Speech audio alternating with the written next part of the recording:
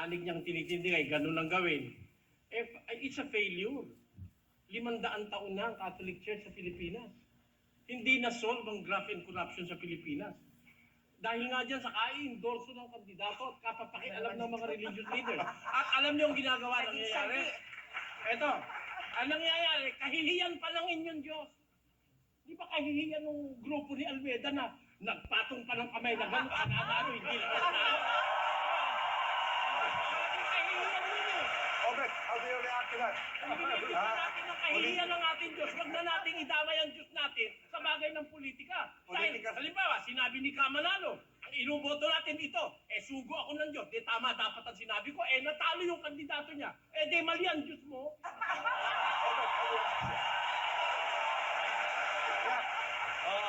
Pero sa akin,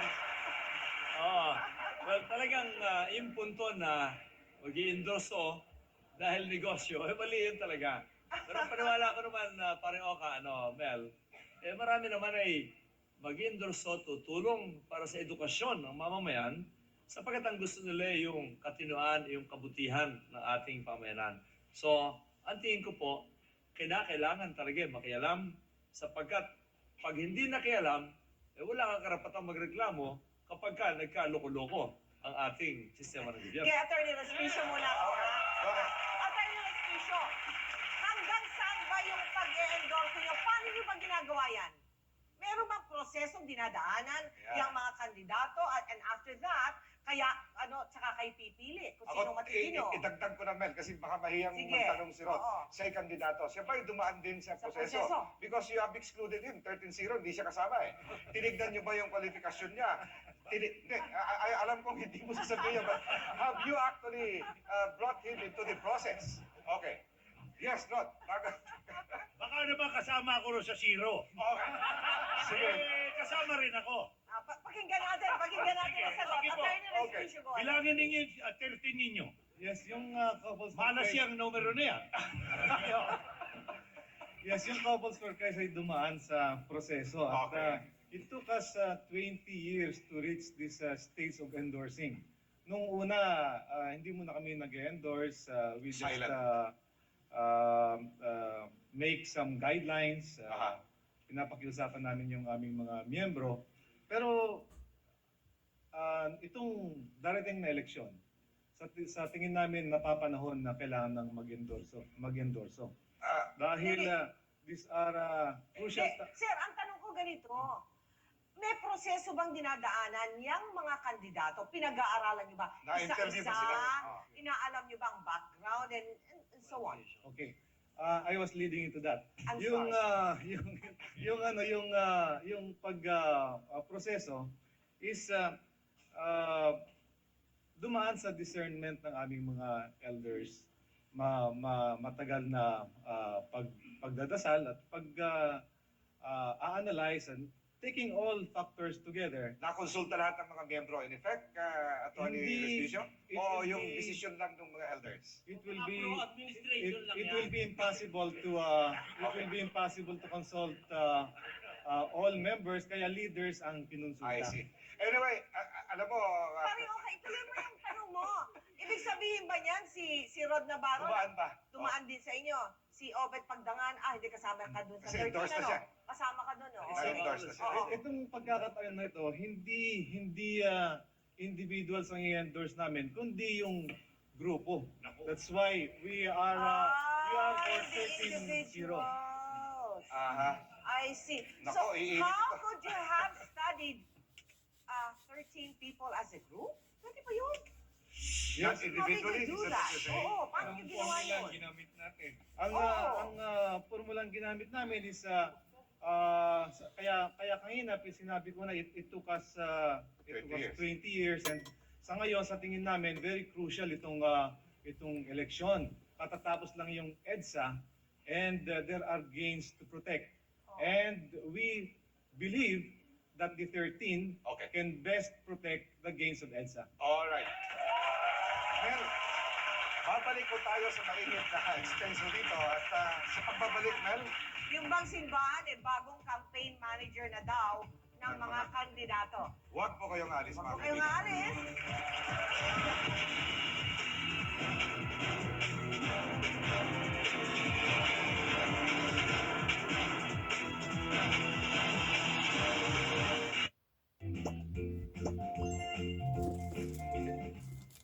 Download now.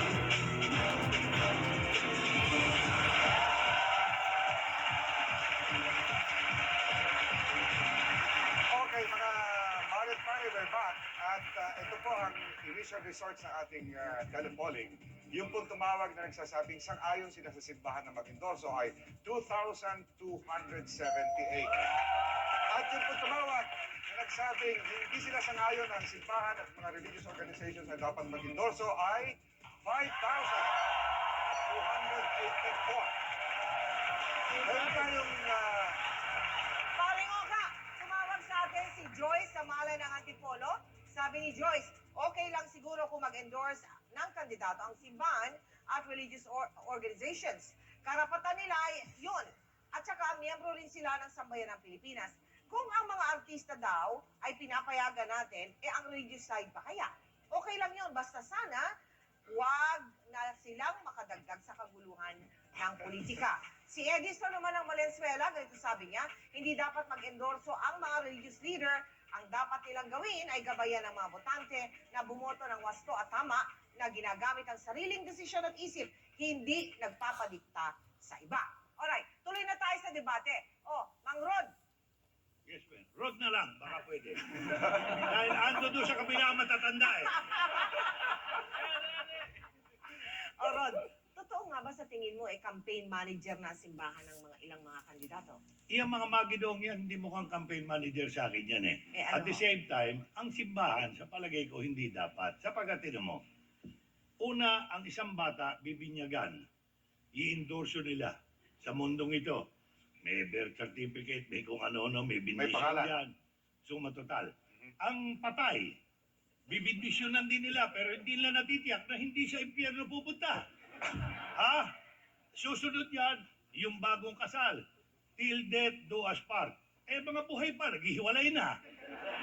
Susunod yan, yung ang pinagsama ng Panginoon Diyos, hindi paghihiwalay ng Panginoon Diyos. Wala pa ako nakita ng Diyos na nagkasal. Ako man ay nakasal, pero walang Diyos eh. Asan itong nagkakasal na ito? Pagkatapos ng lahat ng yan, kasama ng endorso ninyo, kami ba'y magbabayad kung i-endorso ninyo? Magkano? You know, That's a siguro, very valid question. we'll put it differently. It's No? a very valid question, ha? Sandali.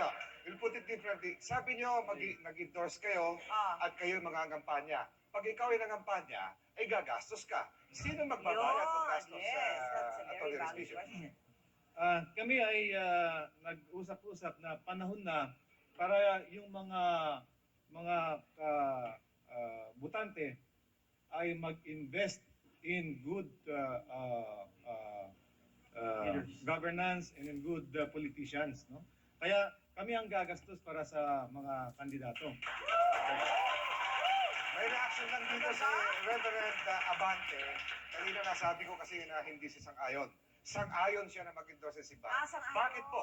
Hindi ba pagka ang simbahan mismo ay nag-endorse ng kandidato, sabi nga ni Rod, paano kung natalo? Nasitmit na nagkamali yung simbahan o kaya yung in-endorse mo ay lumihis. Makasalanan pala because you cannot predict what the person will do. So ano ngayon ang mangyayari sa simbahan? Hindi ba nangyayari yung simbahan, Reverend Abante, parang nadidegrade tuloy, bumababa ang posisyon dahil nagkakamali at yung ini-endorse nila ay lumilihis. Don't you think we're taking too much risk in putting the church to some partisan political maneuvering? Unahin natin kung bakit sang-ayon ako. Okay. Endorso, ano? Alam mo, ang mga churches o mga pastor ay hindi nangangaral yan base sa konsepto ng tao. Ngunit ang pinapangaral nila kung ano yung tinuturo, inuutos at pinagbabawal ng banal na kasulatan. Ngayon, ang banal na kasulatan ay walang pagbabawal sa pag-iendorso. Diyan tumatayo ang mga mangangaral at ang mga churches. Okay, ngayon, ito ang punto rito.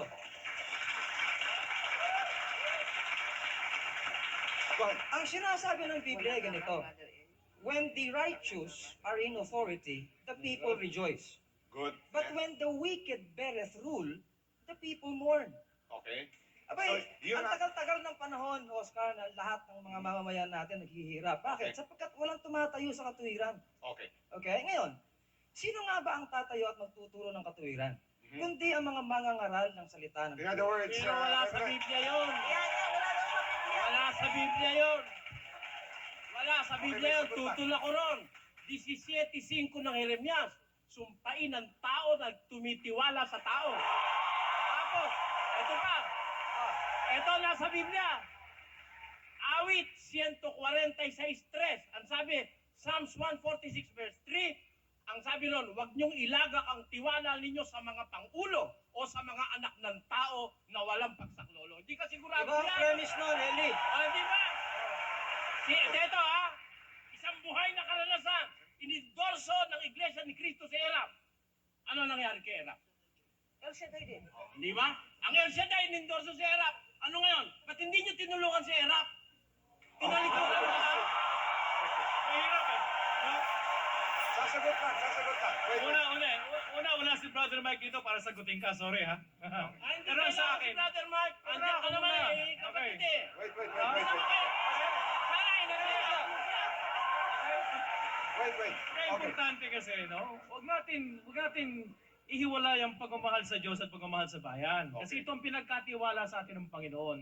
Kaya sa akin, alisin na natin yung mga philosophical, ang importante Hindi filosofya yan. yung pagmamahal sa Binabasa bayan. sa Biblia yun. Kayo nga namimiloso po. Yung pagmamahal sa bayan Kayo nga ang importante. namimiloso po. Siyempre, Hindi dapat airtime endorso ko, sa akin. Brother Eli, Wala sa Biblia eh. airtime ko Okay, muna. Brother, Respetuhan muna tayo, okay lang? Yan ang problema sa'yo, walang respeto eh. No? Ano ka salita eh? Huwag ka mamimersonal.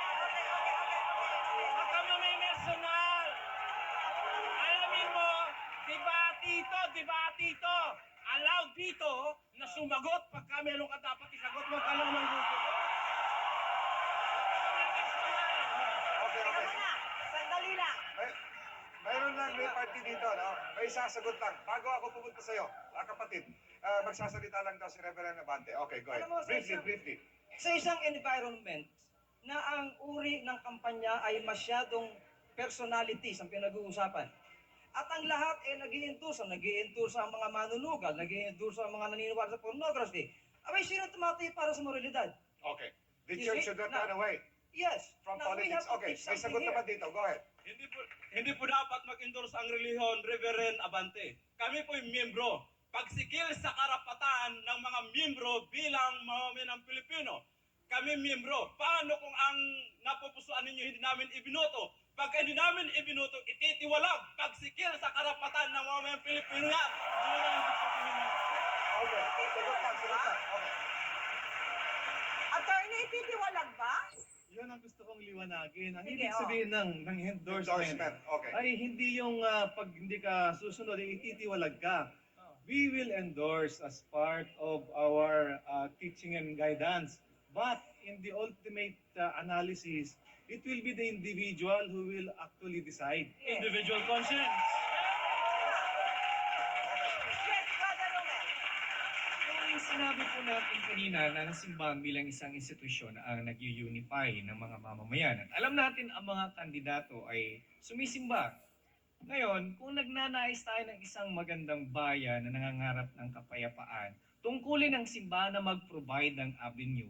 At kung mag-endorso siya ng particular na kandidato, Mawawala mag-divide dito. Bakit hindi itutok ng simbahan, ng mga religious organization, ang pagmumulat sa sambayan ng Pilipino at itutok doon sa agenda ng mamamayan, hindi sa kandidato. Okay, Nino. Bakit? Naniniwala po ako na dapat ang simbahan ay mag-endorso ng kandidato. Dahil ang simbahan ay isang sektor ng lipunan na kung saan may taga-pinuno at may taga-sunod. Kinakailangan karapatan ng taga-sunod na malaman kung ano ang damdamin at saloobin ng kanyang pinuno. At dito makikita natin ang dapat iboto ng tao ay yung pinaniniwalaan at naniniwala si Bako sino yung makakatulong sa mas nakakarami. Pero Mukhang umiinit mga kaibigan, pero we have some reminders. Huwag po kayong alis. We will be back.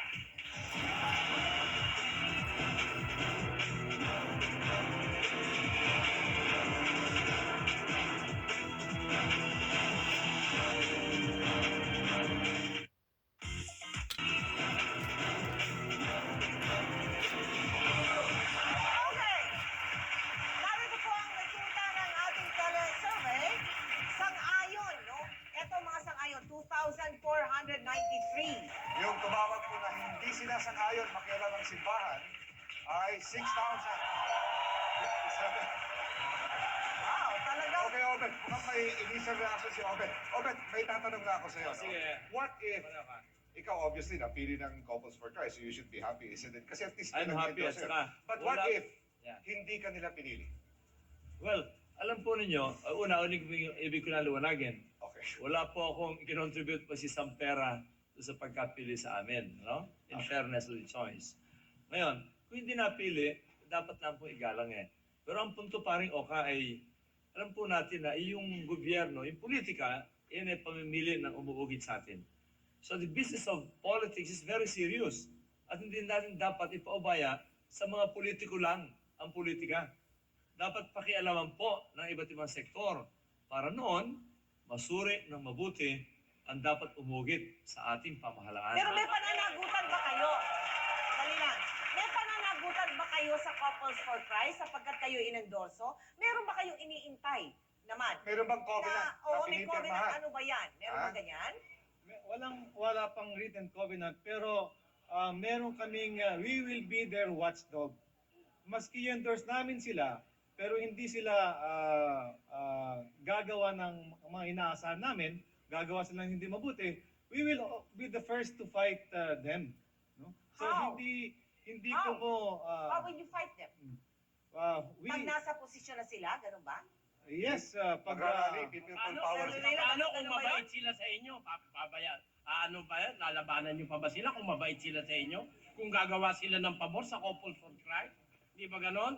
Kaya nga hindi nawawala yung politics sa utang na loob sa ang atin dahil sa magiging ganyan eh. pabor doon, Brother Eli, is kung they will fight for what we are fighting for, like pro-family, pro-life, good governance. So, yun Abay, lang si- naman namang inaasahan namin sa kanila. Si Paring Rod naman pro-life, pro-family. Hindi ba? Paring Oh, Rod? yes.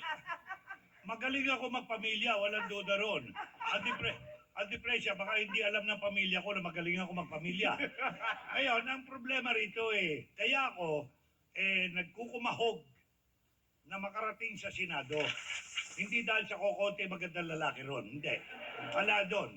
Gusto ko na makatulong ako na mabago yung ilang mga medyo nakikita kong hindi nabibigyan ng atensyon ng mga mahihirap, matatanda.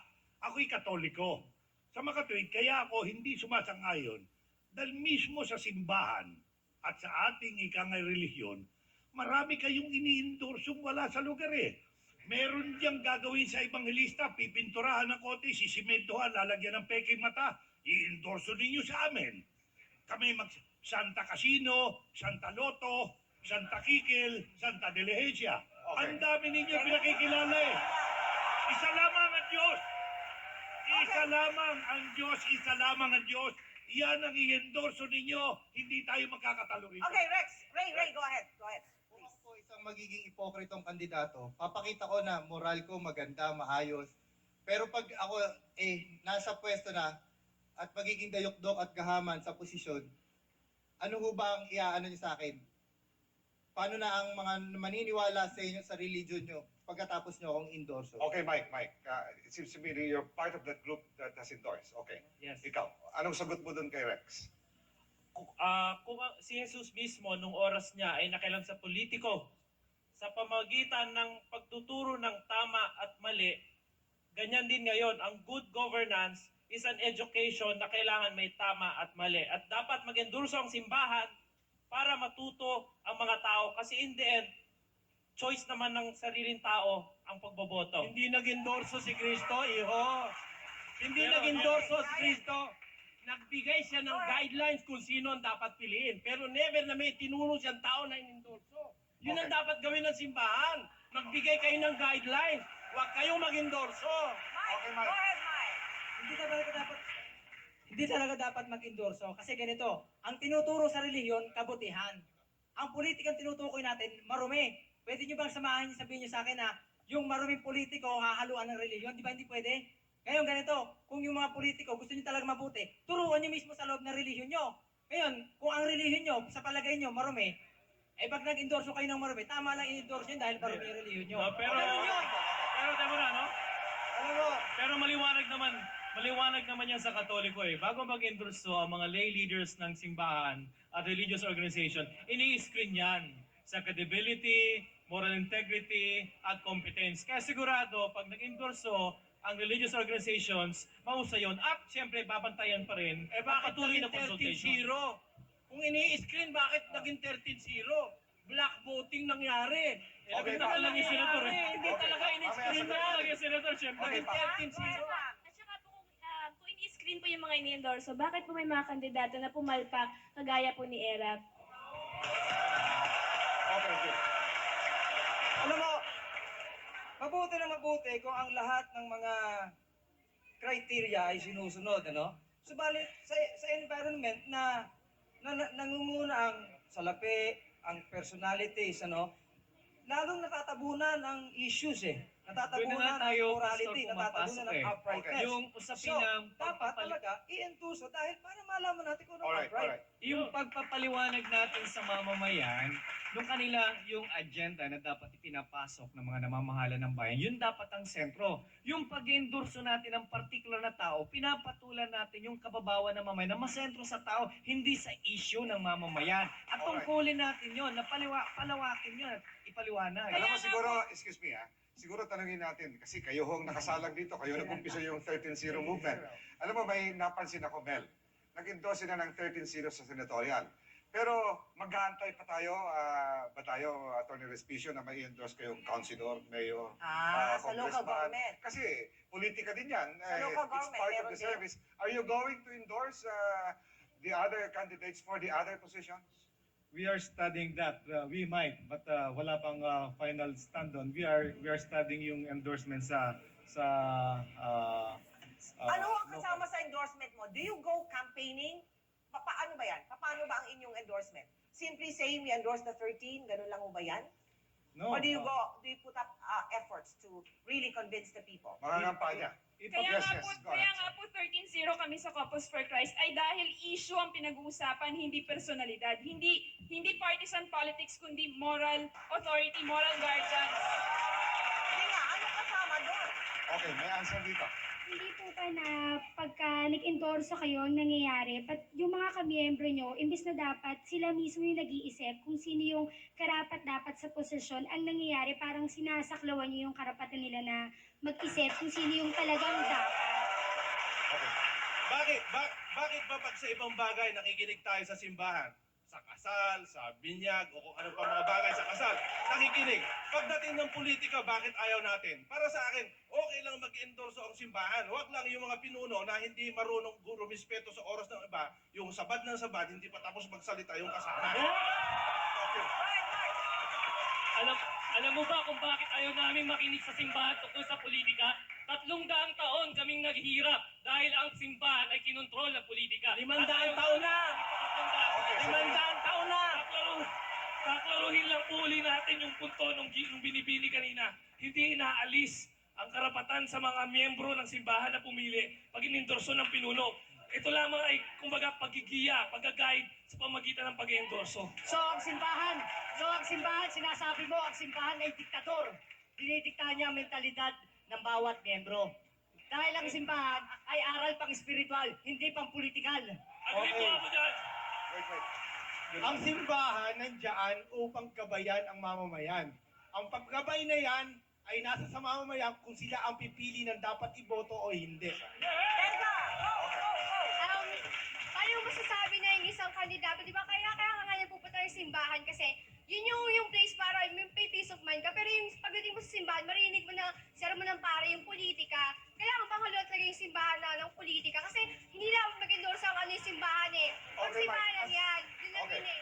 Mike, reaction. As a follower ng Roman Catholic Church, yung kinukwan sa amin is, focus namin is God. Well, what does God ask of us? God asks us to guide His people, especially yung leaders. So yung leaders, it's their duty to lead the people to greener pasture. The people are not obliged to go to green pastures. Ibig sabihin natin, God chosen yung Okay. party at yung iba hindi. Sandali, hindi pa tapos ang debate yan. Break muna. Magpapatuloy po pagkatapos namin ng ilang Will be back.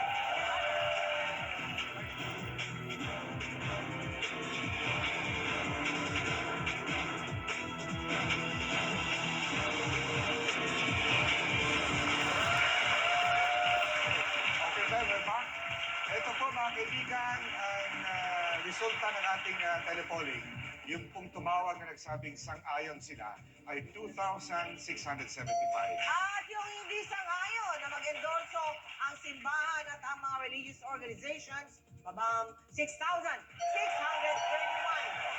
Alam mo, Mel, may tatanong na ako kay Brother Eric at kay Father Anton. Di ba may passage sa Bible na render unto Caesar what is Caesar's and to God what is God's? Is God's. Ano ang reaction mo dito? Hindi ba, Father Anton, Eli, lumalabag pa tayo dito sa injunction na sinabi ko kanina na sa Biblia kung tayo po'y makikialam sa politika, kung tayo po'y simbahan? Sinabihan on individual person. Aha. Render unto Caesar the things that are Caesar and unto God the things that are God's. Ang ginagawa ng simbahan, you render unto God the things that are God's. And I will tell you, yung simbahan, I will tell you to render unto Caesar the things that are Caesar's.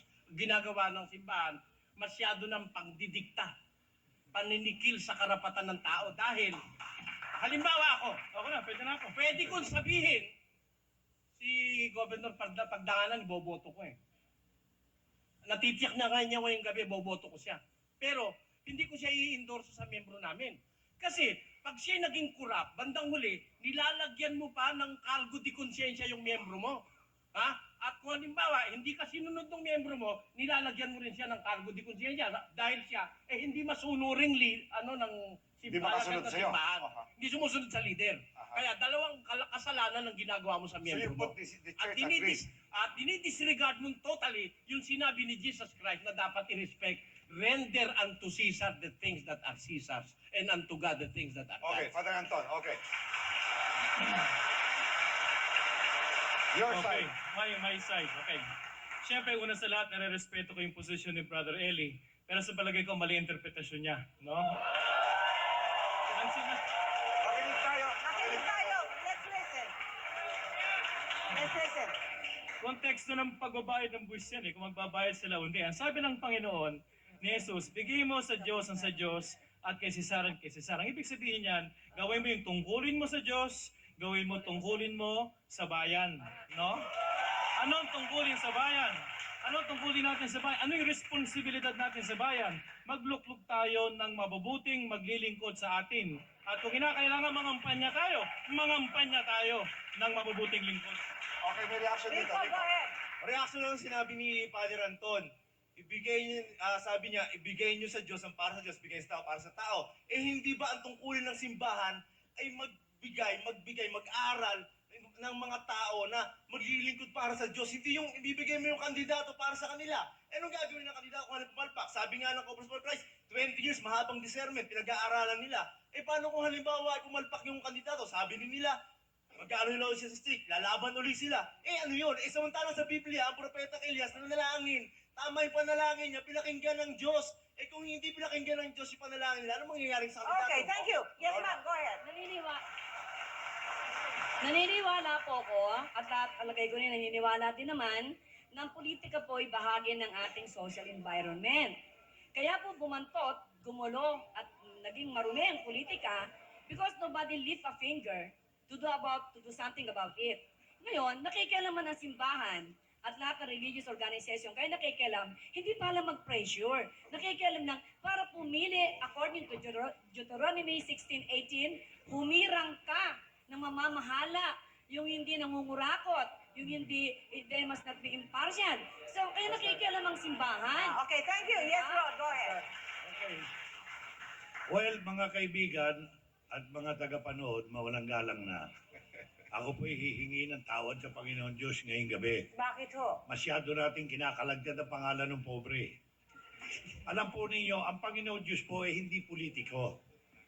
But politics is the art of getting along with people, while statesmanship is the art of getting along with politicians. Kaya pinili ng Panginoon Diyos, kung natatandaan ninyo, 13. Kayo pumipili na 13. Baka nakalimutan niyo, isa ron ay naging Judas. Natitiyak ba ninyo kung sino na yung Judas na yan? Ako'y nagtatanong lang, ha? Okay, may reaction lang si... Very briefly, no? Kasi patapos. May isang passage sa Bible, may isang passage sa banal na kasulatan.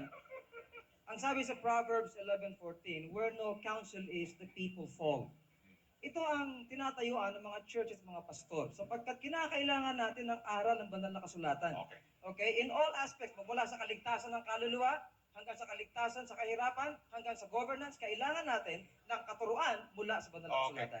Final statement na tayo, Mel, no? Siguro, pisahan natin kay brother. Okay. Brother Romel, go ahead. Ang tao bilang isang tao ay may isang limitasyon kung saan pwedeng mabago-bago ang attitude niya at pananaw sa buhay sa panahon. Kaya naroon dapat handa ang taong bayan na laging paalalan sino mang maluklok sa ating lipunan kung anong tamang pamamalakad ng ating bayan. Kaya i-provide natin sa mamamayang Pilipino ang tamang framework ng halalan at sino ang dapat mahalal, kung ano ang dapat qualification niya, pero hindi particular kung anong katangian, kagandahang lalaki o kagandahang babae, kundi issue natin yung issue na kusang uunlad ang bayan natin, lalo tigit ang nakararaming mamamayan. Thank you. Attorney Respicio, go ahead. Go ahead. Ang issue nun sa, merong issue nun sa EDSA, it was a moral issue. Okay. It was a moral issue of good governance, no? So, we took a stand dun sa EDSA, no? And we want to continue and preserve the gains of EDSA. Ngayon, yung sa kung hindi makikialam yung simbahan, ibang makikialam, no? Kung hindi makikialam yung mga merong moral sense and clout, ibang makikialam yung mga weteng lords, yung sinong mga lords, no? So kailangan makialam talaga yung simbahan sa yung mga organizations, no? Okay. So ang kwan namin doon sa EDSA is kung hindi nakialam ang simbahan, EDSA 1 saka EDSA 2, ano kayang nangyari? Mayroong moral imperative. Ano kayang nangyari? Okay. Okay, Ron, your final statement, please. Briefly. Final statement. Opo. Okay. Music, please. And now, the end. Rod, Ano? okay. Okay. Mga kaibigan, pag hindi natin hinaluan ng konting biro ito, baka mapagkamalang nasa kiyogi tayo. Kaya ako'y nagbibiro ng konti. But seriously, sa inyo po manggagaling ang aming ikagagaling. Kayo ang hari, huwag kayong ikangay makumbinsi ng kung ano-ano mga kamuting kahoy dyan. Yan lang masasabi ko sa inyo. Huwag ho ninyong intindihin ang popularity. Marami na kayong pagkakamali dyan. Popularity will not serve you. Ability is the name of the game. Salamat po na marami. Okay. Obet. Alright.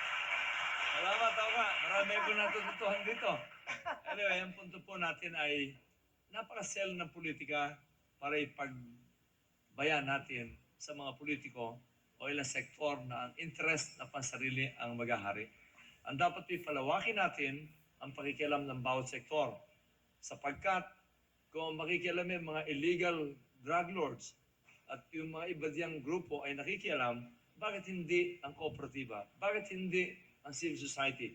Bakit hindi ang simbahan ay makialam din para maging matino ang mga umuugit sa ating bayan? Ang importante lang, liwanagin po natin, yung pag-iendorso ay hindi pagdidikta. Okay. Ang evaluasyon at final na desisyon ay nasa tao pa rin. Okay, Brother Eric.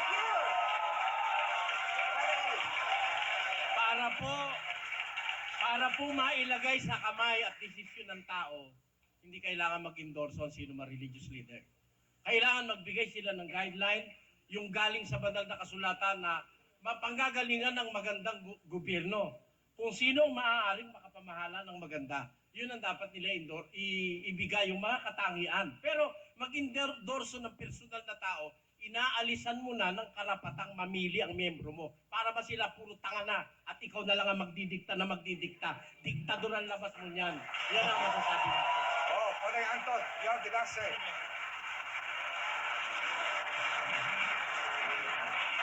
Ang masasabi ko lang ay simple lang, ano? Ang politika ideally ay hindi madumi. ang politika ay ang institusyon. No? Ito yung institusyon ng paglilingkod sa bayan. Huwag natin kalilimutan, the best service is public service. The best service, public service. Kaya lang, mali ang nalalagay natin sa pamahalaan. Kaya ngayon, meron naman tayong pagkakataon na makapaglagay ng mabubuting tao. Maka-Diyos, may moral integrity, may competence. At kung kinakailangan mag-endorso tayo, no, ang mga lay people, tulad nating, kayong lahat, kayo yung mga Katoliko, 85% Katoliko eh. Kung kinakailangan mag-endorse ng lay leaders, religious organizations, tungkulin nyo yan, no? We have to be responsible to our country that God has entrusted to us. At wag natin ihihiwalay, love for God is love for country. Okay. Salamat po. Alright. Alam mo, Mel, siguro mga kaibigan, mga malit-palit dyan, dito po sa side na nagsasabing sang-ayon sila na mag-endorso ang simbahan at ang mga religious organizations na nasa simbahan, ay dahil mayroon daw moral imperative. Dahil siguro, sa politika, pag ang pananaw natin ay may tama at mali, nararapat lamang na ang simbahan dahil yan po ang simbahan. Yun ang depository nga, guide natin kung anong tama, anong mali, yun ang sinasabi nila ko. Kaya nakikialam sila. In effect, parang sinasabi nila, there is a moral imperative, there is a moral reason na ang simbahan ay nakikialam. Yan po ang sinabi dito sa Yan. Senate. Ang sabi naman ng din sa ngayon, hindi daw tama yun. Hindi dapat mag-endorso ang simbahan. Sa halip daw, ay kinakailangan gabayan lang ang botante. Pagkat ang tingin nila doon, ay parang nagdidikta na sa mga miyembro ng simbahan. Alam mo, Mel, Ikaw. napakaselan ito at napakahirap. And it was designed really to be so. Kasi wala namang nakalagay na linya na nababasa. Ibig sabihin, mga kaibigan, kung ano po ang nakasulat doon sa Biblia, ano po ang ating discernment at tumutulong po yung simbahan, tayo po ang lumalakad dyan on our own. Tignan mo lang yung render unto Caesar what is Caesar's and to God what is God's. Alam mo, very simple, isang interpretasyon ho dito. Ewan ko lang kung tama ito, Father Anton, but this is what I think. Si Caesar ay dapat hindi maging God. Ibig sabihin ng gobyerno ay hindi pwedeng maging Diyos. At yung Diyos, mga kaibigan, hindi pwedeng maging Caesar. Alam mo yun kung bakit? Dahil mas mataas pa ho siya dyan. It is something more transcendent. Kasi kung gagawin natin gobyerno yung Diyos, binaba natin yung Diyos dito at hindi na siya magsasalba sa atin, dun dapat nating i-relate sa Kanya. Yun lang interpretasyon ko. So, yung mga religious organizations, mga kaibigan, na sa tingin ho nila, there is a moral imperative. Mayroong tama at mali silang tinitignan at obligasyon nila bilang citizens to show this. Respeto ko yan at ako po sasang-ayon. Ngayon, sandali ho, yung simbahan, and I'm talking of the hierarchy, alam mo ninyo, it will be an exception na ang papasok po ang simbahan at sasabihin, because the moral imperative is very clear. Right and wrong, kitang-kita na yung nangyari sa Nazi Germany, dictatorship and all that, because it is not consistent about the truth about us. Kasi tayo po ay anak ng Diyos, mayroon ho tayong espasyo na kung saan dito po natin iniisip, walang sino man ang makakapasok kung hindi ang simbahan, ang relasyon natin sa simbahan at sa Diyos. Nobody can dictate that on us. Oka, Wow! Ang lalim ng explanation ni Paring Oka. Paring Oka, ako simple lang Yes, ma'am. Sa practical, no? Hindi, lahat tayo gusto natin na itaas ang antas ng eleksyon, correct? Okay. Lahat tayo sinasabi natin parati, kinakailangan kilalanin natin ang bawat kandidato at tayo pumili na base sa kanyang kakayanan, ganyan, di ba? Dami, no ha? Ngayon, sa simpleng practical na pagtingin, Paring Oka, napakahirap pumili. Totoo yan. Kung walang magsasabi sa'yo kung anong galing ni Obet Pagdanganan at anong galing ni Rod Navarro. Di ba? Maganda yung, sandali lang, maganda rin, physically impossible for the botante na makilala mo ang bawat isang kandidato. Yes. You need people to tell you na si Tarpulano, luko-luko yan. Ha? Yan ni Wedding Lord o yan ni Drug Lord. Parang giya. Fine, okay. You ask for guidance. Ngayon, subalit ngunit datapwat. Ito Okay. na. Huwag magdidikta. Ito yan. Ganun Hindi. ba yan? Kung mag-i-endorso nga, subalit ngunit datapwat, wala namang proseso sa pagpili. O kaya Hindi din- dinidikta na lang. Hindi naman nila kikilalanin kung anong pagkakaiba ni Rod Navarro kay Obet Pagdanganan and vice versa, no?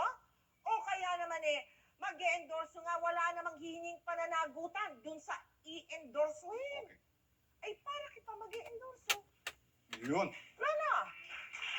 Yeah, in fact, siguro, suma total nito, Mel, is that kung tayo po ay may sakit, I'm talking of right and wrong, sinasabi mo, guide, tumupunta tayo sa doktor eh. Kung ang tingin na ay tama at saka mali, I think we should not miss going back to our church. Hindi ba? Hihingi ka ng guide, hihingi ka ng discernment para mabigyan ka ng espasyo to adhere to what you think is right. Ay, kung Amen. magandang kung maayos ang pag-endorso. Okay, may mga audience tayo ngayon, Maribel. Naku, mahaba hong debate ito, mga kaibigan. Pero we have to end the show at ang ating mga... Thank you to the Parish Pastoral Council, San Beda Philosophy students, At dito naman sa Sangayon Christian Professionals, Evangelical Fellowship, Emmanuel Catholic Ministry, Singles for Christ, 13-0 Movement, UP Mascom students, at yung Lighthouse Baptist Church of Pastor Ruben Abante. Okay, thank you also to the UST Student Council, Lyceum of the Philippines, SK 4th District, Manila. All right. Ang dating daan.